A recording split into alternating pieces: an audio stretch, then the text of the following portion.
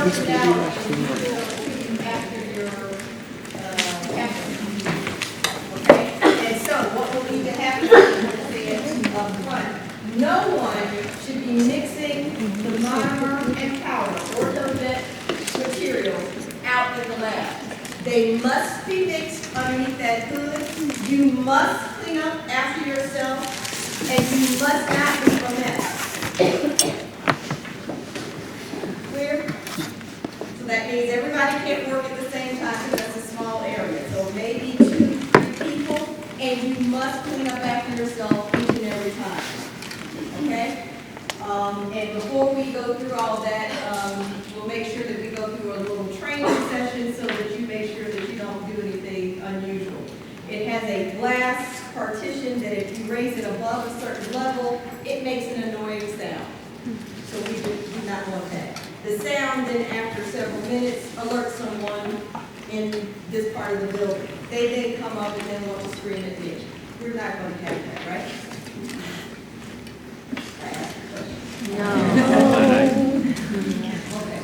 So we will finish that. That should not get that done in one class period. Okay. So there's no need for you. Even if you want to come in on your own time, please do not mix that monomer and powder anywhere else. Please do it underneath that hood. Okay. That's for your safety, and that's it. The main challenge would be if we have 75 of you all mixing that monomer, we're all going to have a contact high and be floating in the clouds. Are you tempted? That's okay. I'm just glad to see you. You have my cold president? Or is it just Oh my gosh. This is what you get when you come in. Yeah, so let's make sure that you are utilizing the fancy equipment that we have so for your own safety, okay? That's very important. So what I want to do today is just kind of bring everyone kind of like an overview of the seat as to where you should be and where I would like for us to try and get to at the end of lab today. If not today, you have time in your free time next week that you can work towards that, and then you can still have everything due at the end of class, our next class period. So that's plenty of time, okay? Plenty of time. I foresee that you would be completing your surgical guide, meaning you're just going to mix the ortho-jet material, syringe it in, and finish it up, and or finish up your provisional restoration on your mounted soft tissue cast. So that's, I think we have plenty of time to do that. And understand that we will have a exam soft little quiz, no more than 10 questions about all of the laboratory steps that I'm about to review, okay? And I'm not trying to trick you, it's just a matter of what the expectation is. Now, there will be a difference in what is presented and what we actually do. So please understand that we were short on material, right? And we had to make some allowances. So it's important for us to understand what we should do versus what actually transpired because of where we are in the brand phase of the building. Is that clear? So I just want to take the time to kind of review some of that. So you should be at the point, everybody has a soft tissue cast, yes? No, you're going to get one, yes? And you're going to cross-mount it on your diagnostic, on your articulator. Yes, that's what you need to be doing today. Yes, you are. No, we're not. Oh, that's right, that's right. No. I cancel this.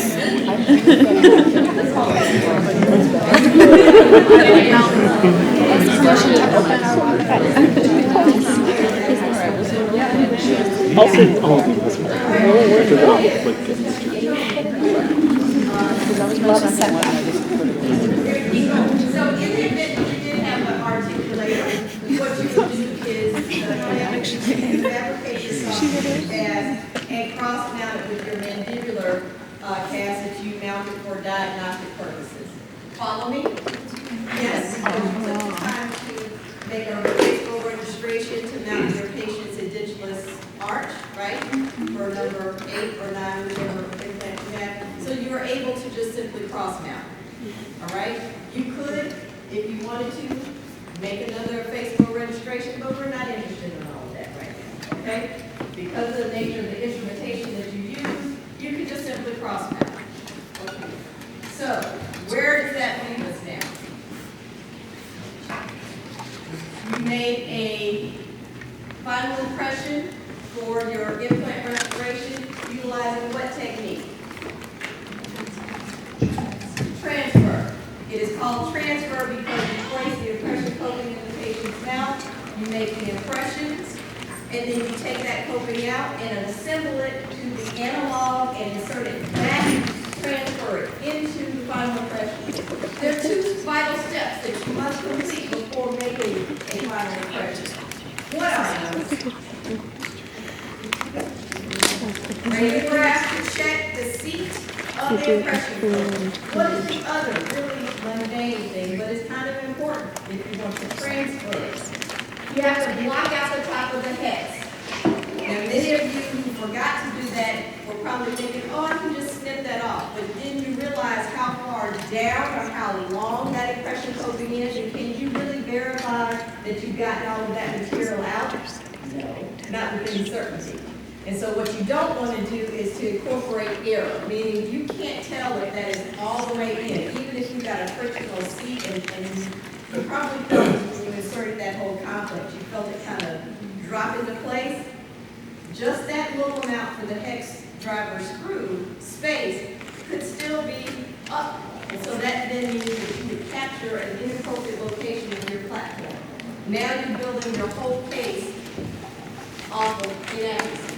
And that would be bad, okay? Very bad. So it's very important. I mean, it's not brain surgery. You take some wax or just a little bit more PPS, anything to make it smooth so that you can verify that you transfer it over, okay? Once you've made that impression, you transfer your coping and analog complex. We then provided you with soft tissue material. This is way too much. And in this instance, we use Gingiplast for your class, but this is CoSoft. You do not need this amount to flow over to the adjacent piece. If that does happen, you let it set, and then you all discovered that it's just like PBS material, right? You could just cut any excess off. Or you could have just left it, and when you pour this up, you're going to have soft tissue too. Right? That's kind of an issue if you get in the area of the proximal contact. You don't want to spongy contact. Okay? So it's better for you to make sure that you cut off the excess before you move forward. The other thing many of you probably noted is that the Gingiplast or fake gingival material is just like the PBS material. So a separator is needed. Okay? So you just put a thin coat of all coat or Vaseline, or in this case, the material we use has its own separator. Otherwise, many of you discovered that it just pulled right out from your impression, right? But what did we do? We just took it off and snapped it right back onto your cast. And that's something that the lab will do as well, because they want to verify that your restoration is seated all the way down to the implant platform. Okay? So it's not an issue for you to freak out, which many of you did, right? You have no time for freaking out. Today. So then this is something that you hope to arrive at, right? And again, remember what I said, that this material here can just easily come right off and on. So it's not the end of the world if it does come off and on, all right? So that's what you have. And the whole purpose of that is so that you capture the contour of the soft tissue so that then you can begin to develop and select your abutment and to develop soft tissue contours for your provisional restoration. Okay? Then, like I said, we have a soft tissue cast that we would need to mount. So you can either do that by cross mounting, which is what I've asked you to do. That is one way, and that's important for you to know that is one way. Another way would be to mount your case is to start off with a Facebook registration. You will see that again, I promise you. And then you would mount the case on your articulator that you don't have. Okay? From that point, two things could happen. I'm going to go into this in just a minute. You could either make a intraorally or make a provisional on your mounted cast. We are going to do it on the mounted cast because we do not have the appropriate inserts for you to do that on your patient. Okay? And I found that it's just easier for a novice to be able to see what they're doing on a hard structure. Trying to do this intraorally, it can be a little bit challenging and quite frankly, you kind of fear, am I going to mess this up or am I going to lock something on? And that happens. You live with it, you live with it, so it'll be okay. Following that, you would make a provisional for your patient, and that patient, depending on the area of the mouth that it is, for number 8, central incisor, that patient could probably wear the provisional at least a month, maybe longer, maybe shorter, depending upon the soft tissue contour you want to try and generate and develop. The molar, it could be anywhere from 2 to 3 weeks to a month. Again, because that's not the aesthetic area, and you're just trying to get the patient a little bit used to having something there now to chew on. Because remember, during osseointegration, and after we have uncovered the implant, we put a healing element there. And it's just a big round tooth that's going transmutation. So the patient really hasn't had much that looks like a tooth or functions like a tooth, but they can still chew on that healing abutment or healing coating, right? So now we want to give them a trial run. So it's important for us to try to fabricate something like that for them to have a trial run. But oftentimes, when you end up with implants that are this close and this proximal, you are not able to make a provisional. So there's not much you can do in this instance other than put the healing abutment back on and then just send this to the lab and have them make a restoration if you're going to deliver your restoration. Okay? Ideally, you want to do your best to fabricate some type of provisional restoration for the patient. But because of surgical limitations, either the surgeon did not utilize your surgical guide, or they decided to make a mid-course shift, which sometimes they do, unbeknownst to us, and without our permission, you end up with this. There's no way you're going to be able to make a provisional on this because you can see that this is all very undercut. You try and get some integrity there, it's going to lock on, it is never coming off. Right? And what's the point of trying to make a provisional if it's going to be a blinking contact? That's not the point. Okay? So I'm willing to bet that this was an instance of it didn't go as planned, but the surgeon decided, oh, we got space, I'm going to put it. That they're not really helping you. And that's a whole other discussion. From that point, you send this to the lab or you sit down and analyze your case, and then you're going to begin to try and select your abutments. Okay? So this is the component that's going to be analogous to your natural tooth preparation, right? It connects directly to the implant fixture, and it's going to emerge from the fixture into the oral cavity. So we have to measure our gingival tissue height, so that's the purpose of making a soft tissue cast. You want to measure the interocclusal space that you have to the adjacent arch, and evaluate the angulation of your implant fixture relative to the occlusal plane. So in that other photo, clinical photo that I showed you of the cast, that yellow fixture was a little bit not in great place, right? So it is what it is. And then you want to come up with what is your desired definitive restoration design. Is it going to be all metal, porcelain fused metal, or all ceramic? So at that point, it's just like the natural abutment, right? What are you going to use? And is this going to be a screw retained restoration, or is it going to be a cement retained restoration? If you have limited interocclusal space, or you have a severe angulation issue, as in that picture that I showed before, you cannot use a stock or standard abutment. You would then have to have the lab to wax a custom abutment. That then is more money for you, okay? Because that's an added expense. I think at very best, what you want to try and do is adjust any stock abutment that you can. Try that first, and then if that does not work, then you could go with the option of creating a custom abutment to cut down on your costs, because it can get very pricey.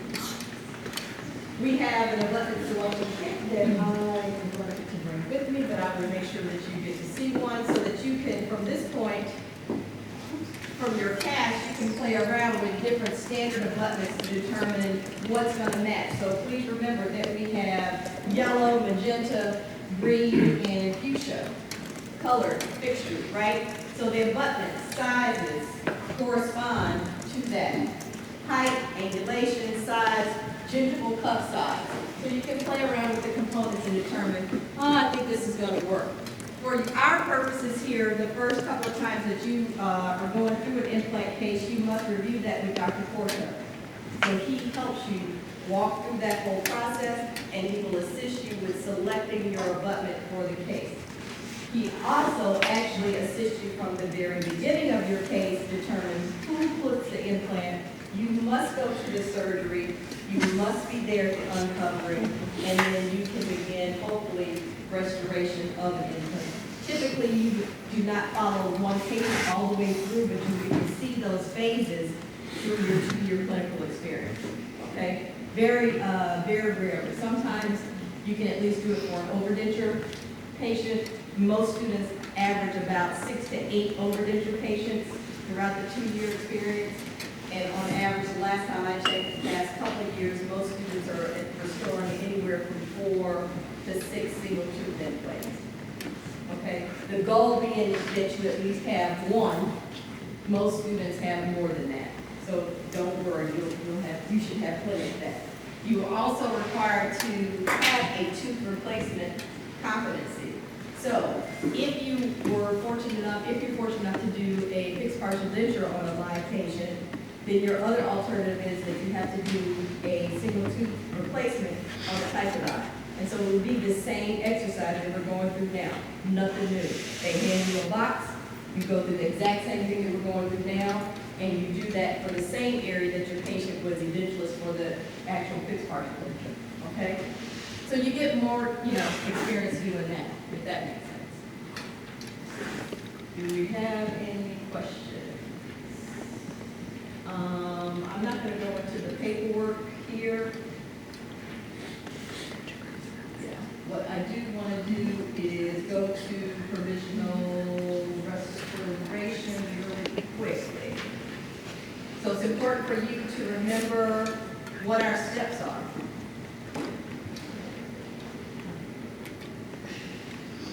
Okay.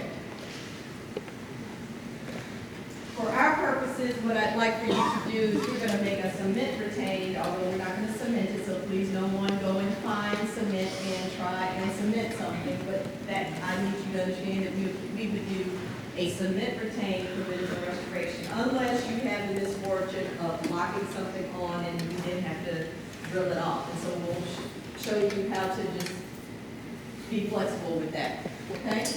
So, you're going to need your composite material.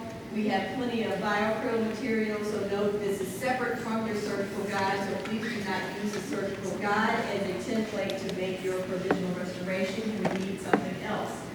I'm asking and suggesting that you use a clear material so that you can see what's going on so you don't break and damage your cast. Okay? It's also, I think, easier to see what's going on when you're doing this intraorally so that you can see what's going to be locked on or potentially a problem. But if you want to use a bite registration material, if you have some remaining, I don't know what your supply is looking like, you could use that as a template. But we have plenty of biocryl for you to make a template for your provisional restoration. You should have the abutment screw that I've dispensed to you, the little silver screw.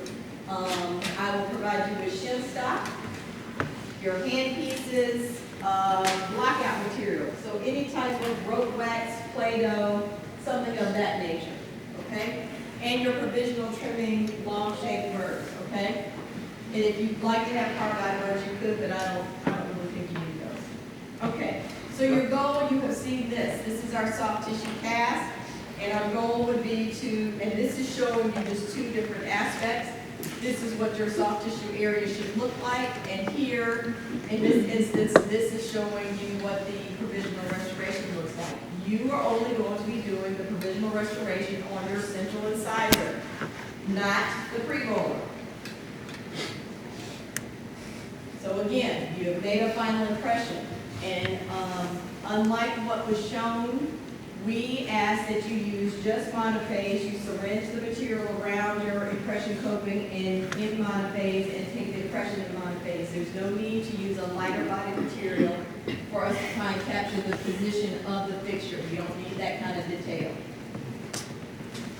You pour and create your soft tissue cast.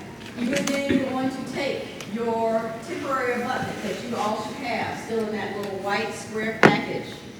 It is non-engaging. It will fit right onto your platform of your implant. You then take the abutment screw. You all look at drivers, too.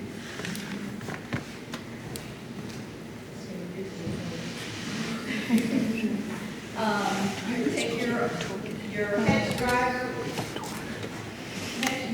and hand tighten that down so that this is not moving. Okay. You then are going to mark generally, well, how much reduction do you need? Because as you can see, this is very tall. And so you then are going to mark and just simply remove any excess, like so. Okay? I would also suggest, as you notice, this is nice and round, and it does have a little grooves across it, but it's still a circle. And for a central incisor, you want to you're probably going to need to reduce at an angle on the lingual surface because of the nature of where your particular patient's tooth or implant was placed. Okay? So the reduction will not just be like a top hat here, it will be angled towards the lingual just like a central incisor. Okay? With that, you may want to try and put some type of little orientation groove or notch, and that is what this is trying to depict here. Usually it's not so hard because on the central because we have that gentle slope towards the lingual, but if you want to place either on the mesolingual just a little notch so that you know that it doesn't spin around because this is going to be cement retained. All right?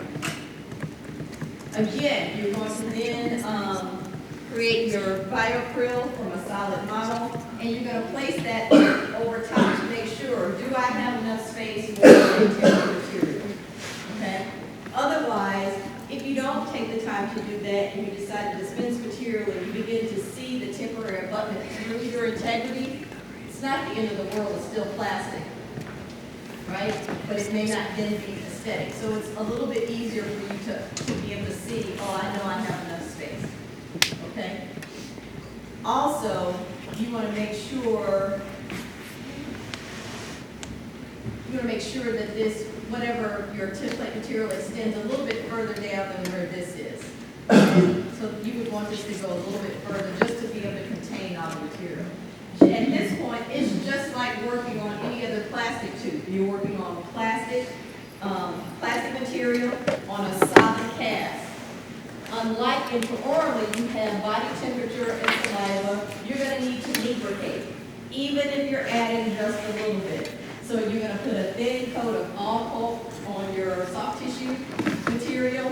If you decide to take the soft tissue material off and try and make a provisional, the integrity material is going to slip down underneath your analog and it will lock on, and you will ruin your cast. You need to do your very best to protect the cast that you have because this is what we're going to be utilizing for our competency. So if you break off a tooth, chip, damage, drop it, it goes to the moon, wherever, you need to send out an APB back to the moon, get the cast back. You need to wax, fix the cast, glue the cast as best you can. I'm not saying that you need to go all the way back to the beginning and generate a whole new soft tissue cast, but certainly it depends on the degree and amount of screw up that you have. Okay, so please just be careful as best you can. So we want to make sure that we have enough reduction and we can see what's going on. But you can also note that we already know that we have undercuts that we want to make sure material does not lock into. So we've just taken just a little bit of Play-Doh in this instance and blocked out those undercuts so that we have a clear line of draw. Okay? We also fill the inside of the temporary abutment with either wax or something of that nature, because we screwed that in, and we don't want the material to lock into that. All right, so you fill that up to the top. That's all that little syringe tip is showing. And again, I asked you to make sure that you Vaseline the adjacent teeth, just for thin coat. It should look like whipped cream. And the soft tissue portion, okay? That is what that's showing. You do not have to use the pressure material. Wax will suffice. And it will be a little bit easier for you to see. Use either red or blue wax, okay? So we have then dispensed our integrity material into the template, and we have seated that on the patient's cast and or intraorally.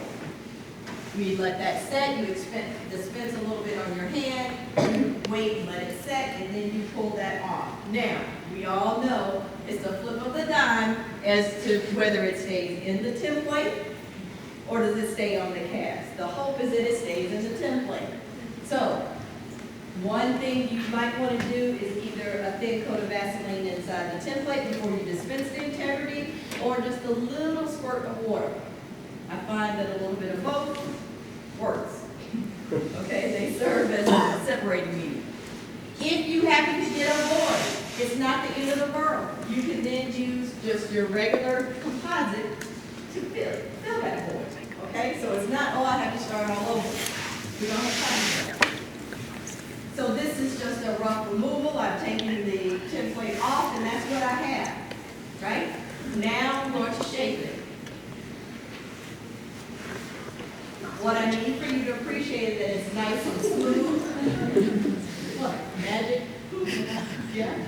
Well, it doesn't come out that way. See, it came out this way, right? So you have to work for it. It does not come out like this. That does not happen. You have to work for it. Right? The goal here, again, your first goal here, once you remove it, make sure you remove any excesses on the adjacent teeth first, and making sure that you don't have it that's blocking you in, or locking you in and then doing braces. That's the most important thing, so that you get it off and on. And then remember that because we have these grooves here, it will have some frictional retention. And because you've made a little orientation groove, it will have a little bit of frictional retention. Okay? So it's not going to fly right off. The goal being that it's nice and smooth and uniform, that you use your provisional trimming kit burrs, not high-speed instrumentation, not a diamond burr, not any of that. You want to use those conical and provisional trimming burrs that you have in your kit, not anything else. You can also appreciate that for your central incisor on the labial surface, you don't want to have extension of material out on the soft tissue cast. So I do not want to see integrity all the way here. The integrity should come down to the finish line on that temporary abutment. Here is the temporary abutment from your physical view, and here's your finish line. So that integrity should come out and cover to that point, just like the finish line and the margin for a natural abutment. It should not lap over on the neck of the temporary abutment. It should go right to that finish line. Okay? And then the gingival braces are open. You have proximal contact. You have things that look like cusps in the right place.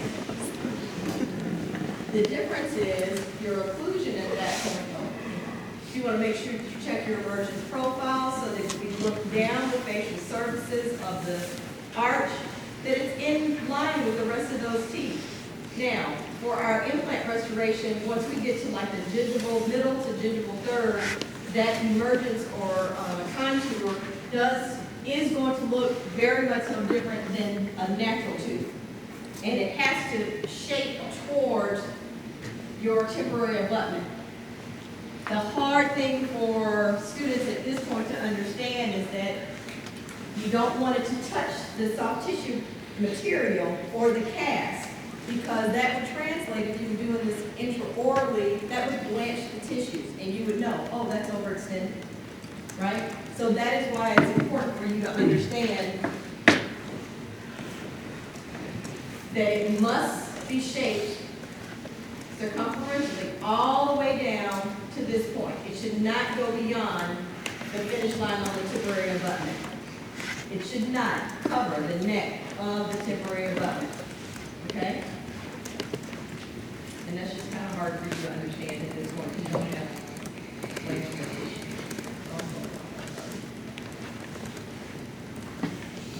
And so it should be a line from the facial and lingual view.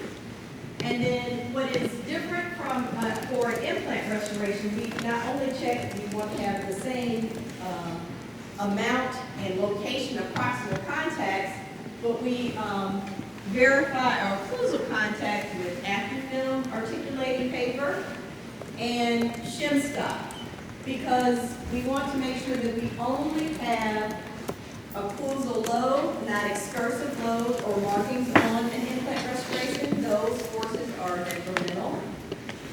And while we only want to have the occlusal load to hold or be able to pull this shiny, and this is a little tiny little shiny strip, it's not foil, a tiny strip that you should be able to place in the patient's interarch and then just pull through. It should not break, should not tear, it should just pull through and make just a little thin line. Is that a hand or are you stretching? Yes. The open margins on the finish line, is that okay? It is not. Yeah. Because this is not submitted at this point, but showing that we're evaluating the quality of the contact, okay? But you can see that we, again, so we don't have to worry about decay, right, because it's plastic. And if you were going to try and repair this, you would need to remove a significant amount, try and add to that point. Okay, so just be very careful as you're doing that. And it's probably easier for you to take the whole thing out and invert it and make sure that you add that way. Okay? A lot of this contour, though, at that point is dependent upon the quality of your soft tissue, or what you can or cannot do away with. And unfortunately, many of your implants are not this super visible. They're a little bit sub-visible, so you're not really going to be able to see it without taking out the whole temporary abutment and inverting it and making sure it's nice and smooth and conical. And the fact that we'll be putting around and show you how to do that. Okay? So we use the shim stock to evaluate the quality, and so we only have occlusal load, not excursive load, and we have the patient to close, and the shim stock should be able to be pulled through, just make a thin line. It should not hold, it should not tear. It can hold, but it definitely should not tear. If it tears, then that means you need to adjust your occlusion, okay? That does not mean take it out of occlusion, you adjust it. And again, this is what your goal, you have the appropriate facial and lingual embrasures, gingival and occlusal embrasures, and I think that's it. Fun. So your goal today would be to continue on, make sure you have a soft tissue cast, and begin to work towards creating a provisional. Because you need a screw or a driver or something.